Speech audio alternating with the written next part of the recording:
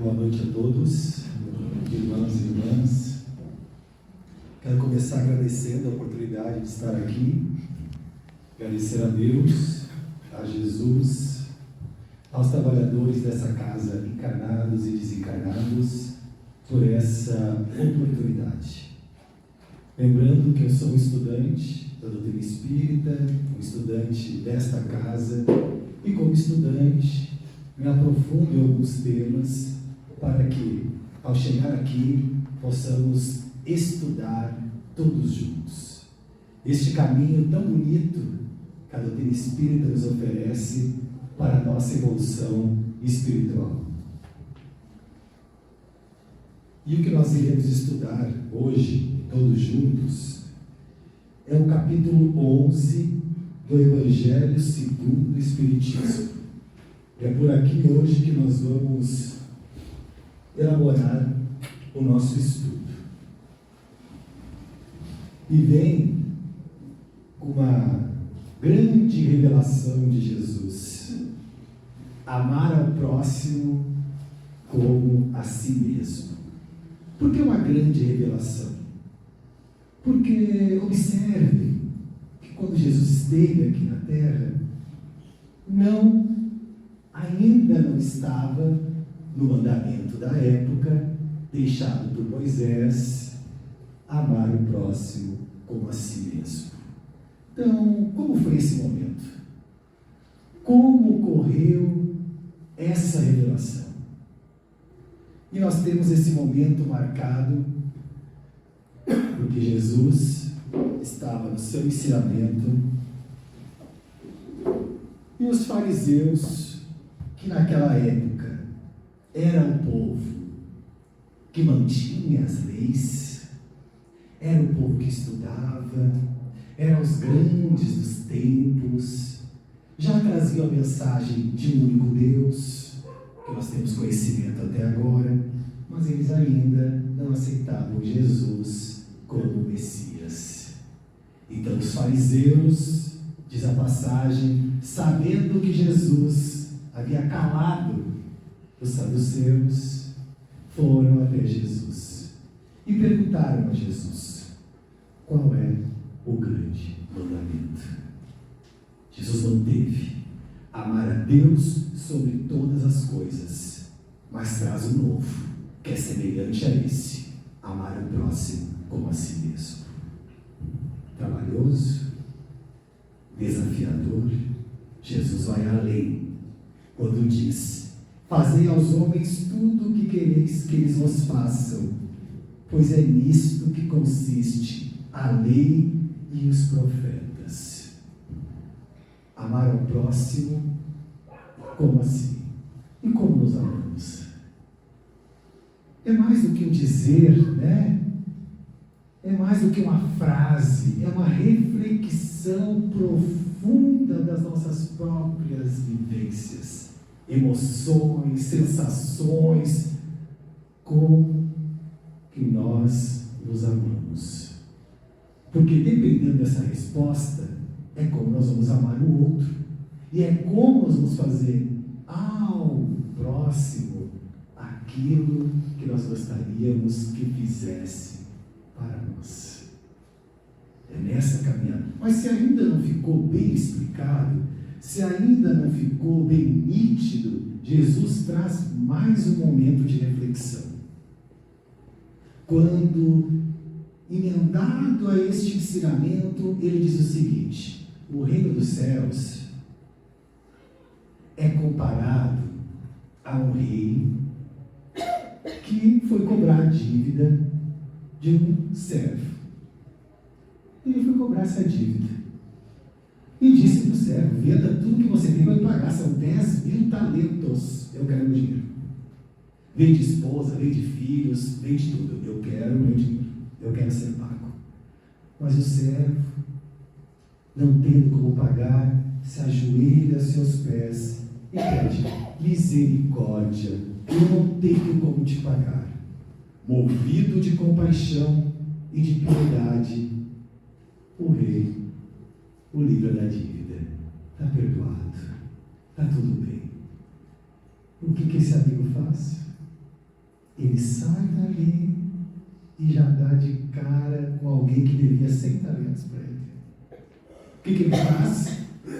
Ele vai, diz o Evangelho, ele vai na goela, ele bota na parede, paga o que me deve, paga o que me deve agora, eu preciso.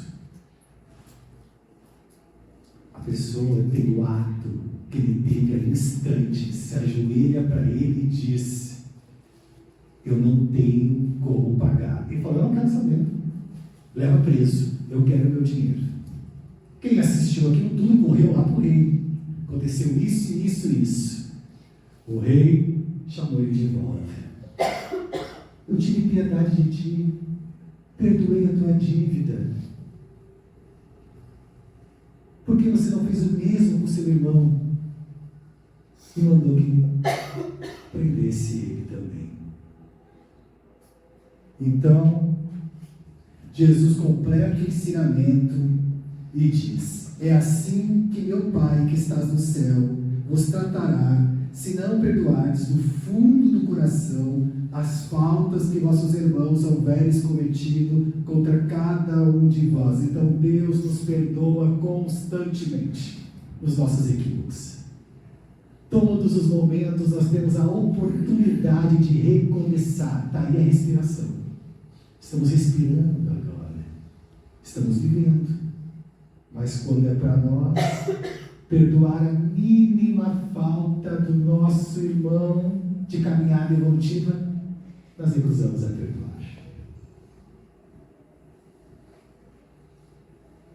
Aí vocês me perguntam, e se perguntam, eu me pergunto: mas eu não tenho erro, eu não tenho equívoco.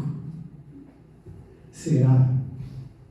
Nós estamos num processo evolutivo, estamos reencarnados, estamos na terra de provas e expiações. Será que nós não temos mesmo nada para resgatar, para ser provado, para fazer diferente, para praticar o bem?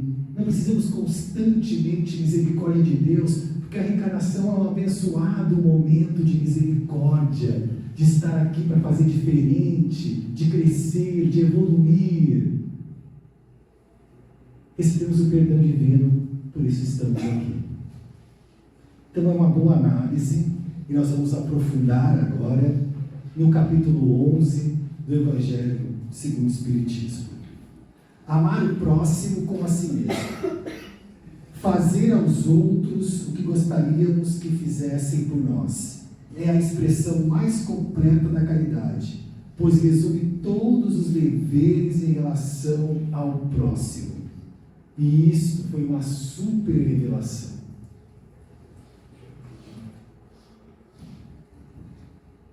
Eu exijo respeito, eu já respeito o próximo. Eu quero muito ser amado, eu já me disponho a amar. Eu quero cuidado, eu consigo cuidar. Eu preciso de ajuda, eu já me estendi para ajudar.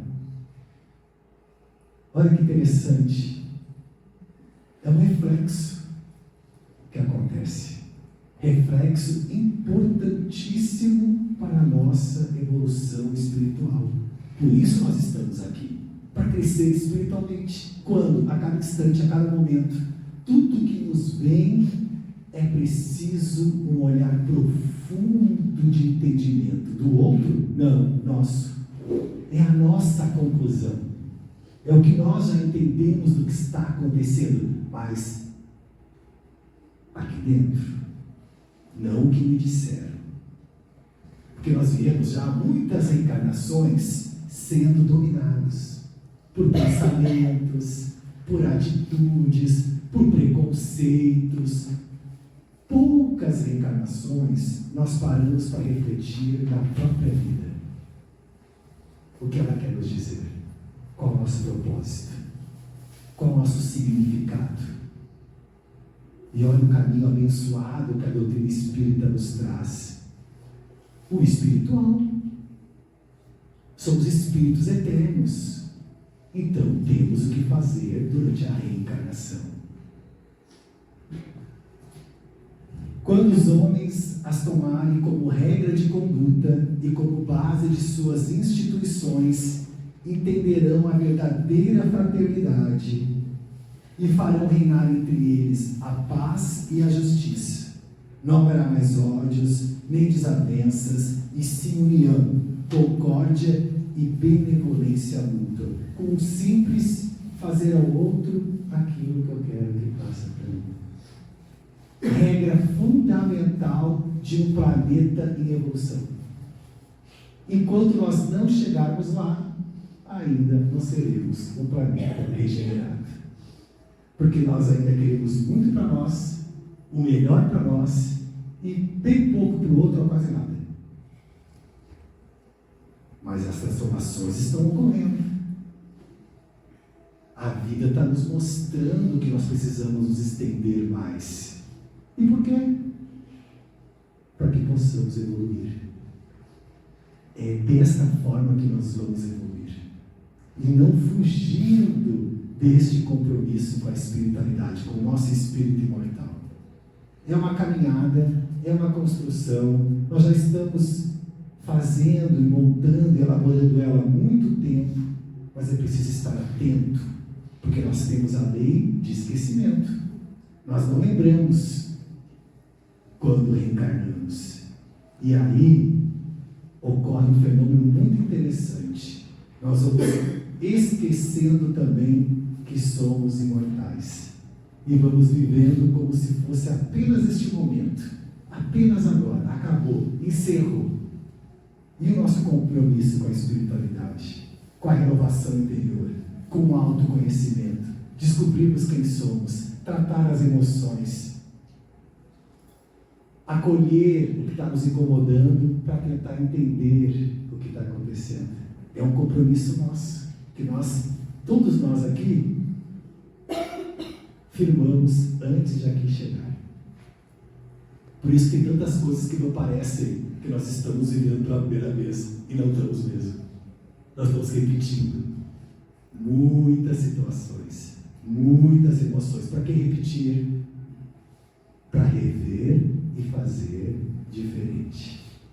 No meio familiar, no meio social, no nosso trabalho, nas pessoas que nós encontramos. São todas ferramentas para o nosso processo evolutivo. Ninguém está por acaso na nossa caminhada. Ninguém. Ninguém. Mas, mais um ensinamento de Jesus, para que nós possamos refletir no que estamos falando agora. Os fariseus, tendo se retirado, entenderam-se entre si para enredá-lo. Olha só. Então foi o pessoal de Herodes, que cobrava os impostos, mais os fariseus tentando enredar Jesus, né? Pensando. Muita ousadia, mas tentaram. Então naquela época, os hebreus, os judeus, já estavam cansados de pagar tantos impostos. Sempre tinha uma discussão em relação aos impostos. Qualquer coisa que fosse falada ali contra os impostos poderia gerar uma revolta, uma revolução, algo assim. Então, foram enredar Messias. Pagar ou não pagar os impostos? O que Jesus disse? Mostra a moeda. O que tem na moeda? O que está na face da moeda? César. Então, daí a César o que é de César e a Deus o que é de Deus. Ninguém mais quis falar mais nada, foi trono de glória. Os nossos compromissos. O Evangelho é sobre respeito e compromisso com todos. Os nossos compromissos terrenos, os nossos compromissos com a espiritualidade. Não diz para prejudicar ninguém.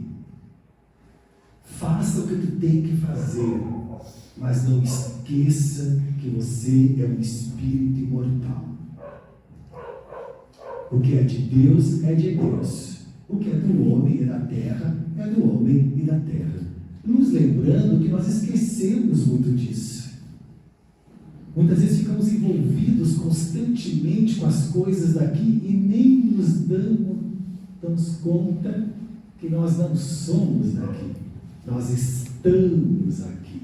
É uma passagem, é uma escola, nós estamos aqui para aprender. Então, o que é mais importante? O espiritual. Cumprir os nossos compromissos terrenos, mas não esquecemos dos nossos compromissos espirituais. É uma busca íntima de cada um de nós. É um lembrete que nós temos que ter constantemente conosco, senão fica difícil de entender. A angústia nos toma e a tormenta também. Nós vamos procurar explicações na terra, porque nós estamos passando, nós não vamos encontrar. Não vamos. As explicações não estão aqui. É muito mais complexo, é muito mais profundo, é muito mais... já vem de muito tempo. Então, se nós não voltarmos para a espiritualidade, para o Consolador prometido, doutrina espírita, Consolador prometido, quer consolo maior de saber que ninguém morre, que os nossos entes queridos estão vivos, que as pessoas que nós mais amamos continuam a existir em outro plano, que o espírito é imortal e evolui sempre até chegar à sua perfeição. Que consolo! Todos nós aqui, todos nós temos proteção, segurança espiritual, família espiritual que está olhando por nós. Consolo maior que esse, que a existência é infinita, é imortal, e todos estão cumprindo a sua trajetória evolutiva. Ele condena todo prejuízo material e moral que se possa causar ao próximo e toda violação dos seus interesses, determinando que se respeite os direitos de cada um, como cada um deseje que se respeitem os seus. Este princípio estende-se ao cumprimento dos deveres em relação à família, à sociedade, à autoridade, bem como a todos os indivíduos. Então aqui vale uma pausa. Muitas vezes não estamos ajudando, mas estamos criticando. Não estamos auxiliando, mas estamos condenando e estamos julgando o ato do próximo. E esquecemos desse compromisso em relação à família, à sociedade, à autoridade, a todos os indivíduos, um compromisso de respeito com as pessoas. Se eu acredito em Jesus, se eu acredito na espiritualidade maior, eu começo aí então a trazer para a vivência da minha vida. E o Evangelho todo é sobre respeito. Respeito com o tempo de cada um. Não é sobre fanatismo, não é sobre imposição, não é sobre fenômenos, é sobre respeito. Respeito com a própria história, respeito com a história do próximo, respeito que cada um está em um grau espiritual diferenciado. É esse respeito que nós temos que ter para o nosso próprio bem, para a nossa evolução espiritual. Feliz naquele que no decorrer de sua vida ama amplamente seus irmãos em sofrimento, diz Lázaro, A Lei do Amor, Paris, 1862. Feliz naquele que ama, pois não conhece nem a angústia na alma, nem a do corpo. Seus pés são leves e vive como se estivesse transportado para fora de si mesmo. Amor, amar. Amar sem esperar nada em troca. Amor puro. O amor que se estende. O amor que compreende. O amor que já entende que não há outro caminho, processo evolutivo, a não ser amar.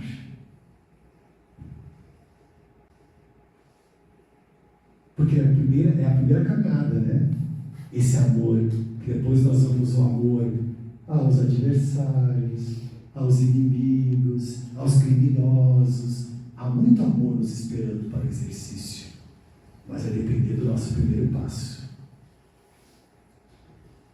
Porque aí vai nos sendo revelados mais a potência deste amor. Esse amor que nos une, encarnados e desencarnados. O amor não separa nunca, ele só mantém unido. É que muitas vezes nós procuramos materializar o amor, mas o amor é um sentimento puro, que conforme nós vamos trabalhando dentro de nós vamos sentindo a sua força e a sua renovação. É por isso que quando Jesus pronunciou a divina palavra amor, os povos se emocionaram e os mártires, cheios de esperança, desceram ao circo. Mártires por quê? Porque muitos, por amor, morreram, desencarnaram pelo Evangelho, pelo amor, pela ajuda ao próximo, se doaram, para que nós pudéssemos hoje ter todo esse conhecimento, pudéssemos estar aqui juntos estudando, para que a Terra pudesse estar, de certa forma, um pouquinho preparada para nos receber. Sempre teve muito, muito amor envolvido. Muitos familiares nossos nos antecederam, foram semeando a terra onde hoje nós estamos. Muito amor envolvido. Se nós pensarmos agora e resgatarmos a nossa memória, as figuras de amor da nossa família, da nossa vida, surgirão muitas, que nós perguntamos como conseguia dar conta de tanta coisa, fazer tanto, e tudo tão bem feito. Vai ter amor envolvido. Porque, irmãos e irmãs, é o único caminho para nós crescermos espiritualmente. Por isso Jesus é o amor materializado na terra, em movimento, para nos dizer: não há outro caminho, não se iludam, porque é preciso ter amor por si próprio para vencer a reencarnação, para vencer o processo evolutivo. Eu descubro esse amor em mim e eu começo a transmitir esse amor, seja para quem for. Não estou mais preocupado com picuinhas, com quem gosta de mim, quem não gosta, com quem me prejudicou, quem não prejudicou. Isso já ficou no passado. Porque o amor que nós vamos trabalhando em nós, ele nos acolhe e acolhe todos que estão à nossa volta. É o que Jesus já tem nos falado há muito tempo e vem tentando nos despertar constantemente para o nosso próprio processo evolutivo. O Espiritismo, por sua vez, vem pronunciar uma segunda palavra do alfabeto divino. Ficai atentos, pois esta palavra ergue a laje das sepulturas vazias. É a reencarnação, que triunfando sobre a morte, revela ao homem deslumbrado seu patrimônio intelectual. Ou seja, olha que interessante, reencarnação, amor. E o nosso patrimônio intelectual, o que é isso? Tudo o que nós desenvolvemos de intelectual e de moral vai conosco para a eternidade. É o nosso patrimônio. Espíritos imortais, reencarnação. E conforme nós vamos nos desenvolvendo, vai nos despertando conhecimentos, habilidades, sensações, emoções que nós já viemos trazendo conosco há muito tempo.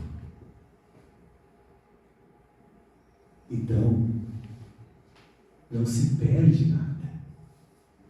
É exatamente isso que nós levamos conosco. O material fica, tudo que é material fica, esse corpo fica, tudo fica. Mas o nosso desenvolvimento espiritual vai conosco. Por isso a importância de trabalhar a moral e a inteligência. Porque é esse desenvolvimento que nós vamos levar para todas as reencarnações em que nós estivermos. Vai conosco. Então, é uma grande oportunidade agora de chegarmos no plano espiritual com mais patrimônios. Vocês não concordam? É agora. O estudar é agora. O progredir é agora. As transformações é agora. Conhecer a si mesmo é agora. E chegamos um pouquinho melhor do que quando saímos da cidade. E assim nós vamos. E ainda podemos auxiliar mais. Porque se buscamos mais conhecimento, podemos ajudar com mais eficácia. Trazendo luz para o nosso processo evolutivo. Emmanuel. O egoísmo é então o objetivo para o qual todos os verdadeiros cristãos devem dirigir suas armas, suas forças e sua coragem. Digo coragem, pois é preciso mais coragem para vencer a si mesmo do que para vencer aos outros. É a nossa maior batalha. O trabalhoso e o difícil não é trabalhar. O trabalhoso e o difícil é vencer a si mesmo. É a nossa maior batalha. Porque nós passamos boa parte da nossa existência fugindo de quem? De nós mesmos. Nós vamos criando mecanismos de fuga que até nós desconhecemos. Nós vamos para o externo, nós vamos para tudo que a Terra nos oferece, fugindo de nós mesmos. É quase que automático essa fuga. Por isso que Emmanuel fala. Aí geramos o quê? O egoísmo. Por isso que Emmanuel diz: digo coragem, pois é preciso mais coragem para vencer a si mesmo. É um ato de coragem se conhecer. É um ato de coragem o autoconhecimento. Porque nós vamos identificar as sombras. Identificando as sombras, nós vamos trabalhar para que elas venham para a luz. Mas também nós vamos identificar muitas coisas adormecidas que estão lá e nós não dávamos conta disso. Por isso é um ato de coragem. Não fugir de si mesmo. Enfrentar. Vai doer? Muitas vezes vai. Mas é a dor da libertação. Existe crescimento sem dor? Quando nós acreditamos, olha que interessante, quando nós acreditamos que existe crescimento sem dor, nós estamos mais infantis do que adultos. A criança acredita nisso. É uma fantasia. Quanto mais nós acordarmos para isso, melhor. Não existe crescimento sem dor. A dor é uma abençoada ferramenta para que nós possamos evoluir como espírito. Só que nós tentamos fugir dessa dor como se fosse possível. E vamos complicando o nosso processo evolutivo. Então nós aceitamos a dor com força e resignação e tentamos extrair dela um ensinamento, porque vai passar. Vai passar. Nós somos espíritos imortais, já passamos por muitas situações e estamos aqui, melhorados. Como diz o Evangelho, muito melhor do que 100 anos atrás, porque já estamos aqui, tentando estudar, conhecer, aceitando ideias novas. Então vai passar, nós sabemos disso. Só que se eu fugir, eu perco a lição. Então eu preciso ficar, segurar forte e aprender a lição. Porque depois da lição, eu estarei renovado e pronto para a próxima lição. Porque são muitas. André Luiz também vai nos trazer uma contribuição no capítulo 78 do livro Espírito da Verdade. Ele diz assim: antes de você, o amor já era. Depois de você, o amor será. Isso porque o amor é Deus em tudo. Viva assim a vida, amando-a para entendê-la. Viver é amar, amar é compreender ângulos de uma verdade só, a vida eterna. É isso aí, e vai ser sempre assim. Nós vamos ser sempre atraídos pelo amor divino, constantemente. Nós somos filhos de Deus. Deus é misericórdia, é amor. Então o convite sempre vai surgir. Podemos fugir, mas o convite vai surgir. E nós vamos. O tempo é nosso.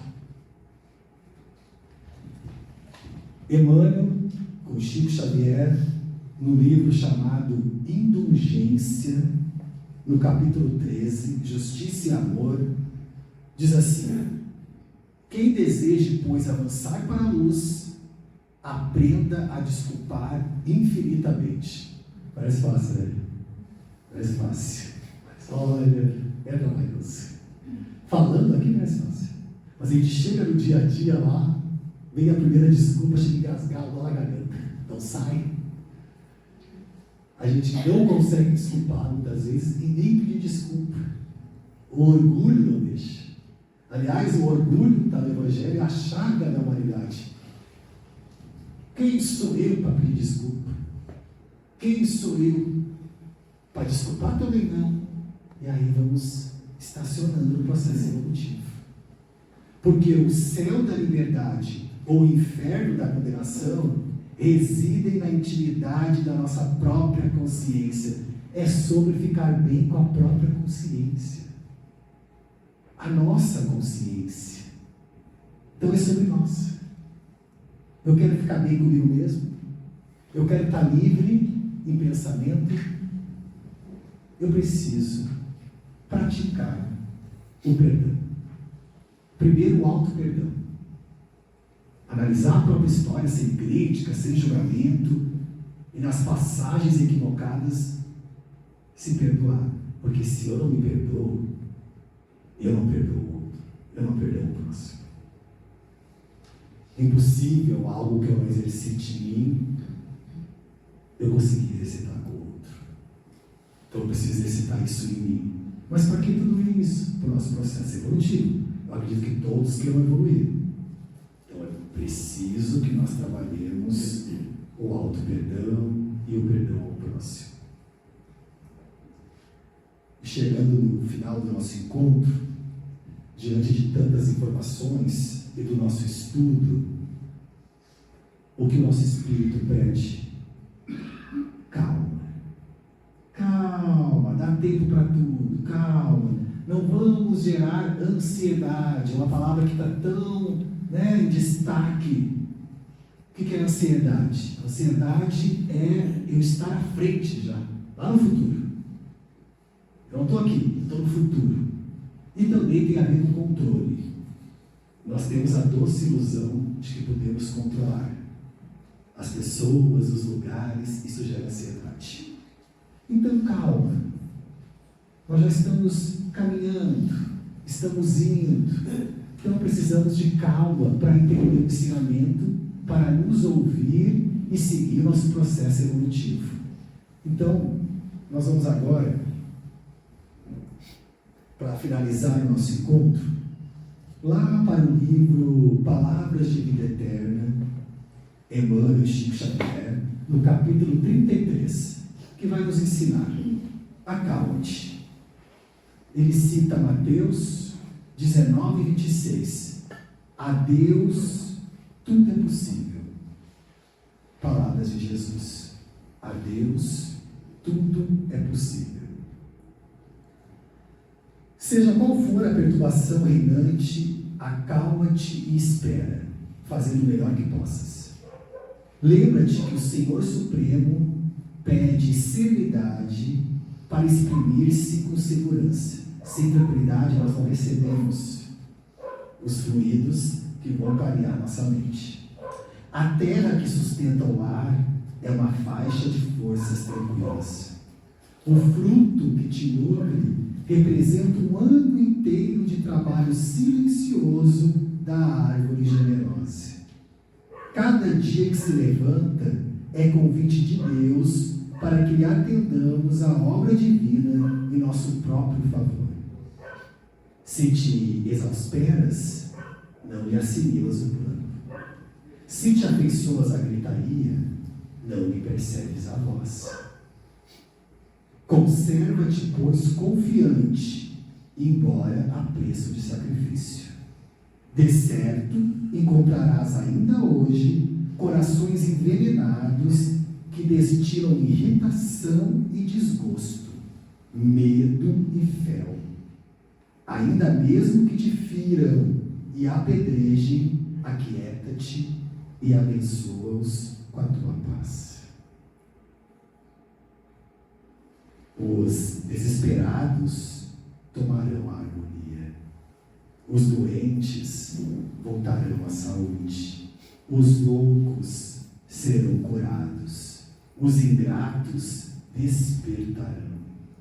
É a lei do Senhor que a luz domine a treva, sem ruído, sem violência. Recorda-te que toda dor, como toda nuvem, forma-se, ensombra-se e passa. Se outros gritam e oprimem, espancam e amaldiçoam, acalma-te e espera. Não ouvides a palavra do Mestre quando nos afirmou que Deus e que a Deus tudo é possível, e garantindo teu próprio descanso, refugia-te em Deus. Então, acalmemos o coração, para que possamos receber a intuição e possamos, assim, construir a nossa evolução de forma serena, tranquila e segura com a nossa própria consciência. Porque o mundo em que vivemos, o mundo em que habitamos, ele está dentro de nós. Não esqueçam quando Jesus nos diz: o reino de Deus está dentro de vós. Se está dentro de nós, cabe a nós descobrir com a auto-reflexão, com auto-perdão, com muito amor e muita vontade de evolução. Muito obrigado a todos vocês por estarem aqui hoje. Uma boa noite e muita luz e muito amor na jornada evolutiva de cada um de vocês. Muito obrigado.